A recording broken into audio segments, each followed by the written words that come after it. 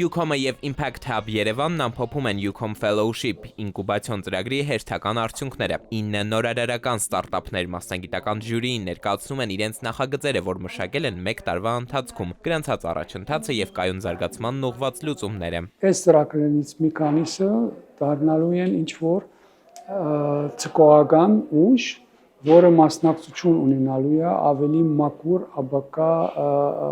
շրջակա միջավայր, էկոլոգիական պահպանված, կանաչ մտածելակերպի խրախուսման եւ առաջ տանելու զարգացման այդ գաղափարի առաջ տանելու մեջ։ 1 տարի տևողությամբ այս նախաձեռնությունը նպատակ ունի աջակցելու Հայաստանի կանաչ նորարարների նոր սերնդին, որոնք մշակում են տեխնոլոգիական լուծումներ շրջակա միջավայրի կայունության ապահովման համար, ստանալով անհատական քոուչինգ, մենթորների աջակցություն եւ համագործակցության լայն հնարավորություններ։ UCOM-ի հետ այս համագործակցությունը արդեն 2-րդ տարին է, որը հասցնում ենք իր ավարտին, որը իրոք շարունակական ընթացք ունի ինքը, որի շրջանակներում կանաչ ձեռնարկատիրությունը, կանաչ լուծումները, դարբեր ձեռներեցներ գալիս են ու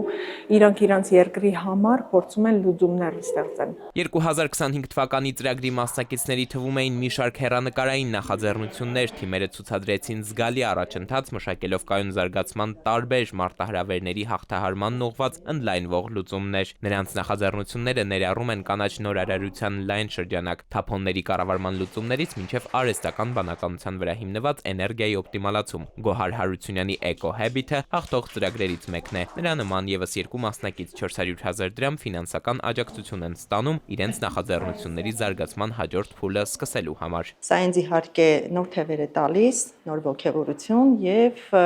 ստիպում է ինձ առաջ գնալ։ Այս հաջողությունների հիման վրա UCOM Fellowship ծրագրի հաջորդ փուլը կմեկնարկի ապրիլին։ Հայտերի ընդունման մեկնարկի մասին կհայտարարեն լրացուցիչ։ Էդուարդ Պողոսյան, ժամը լրատվական։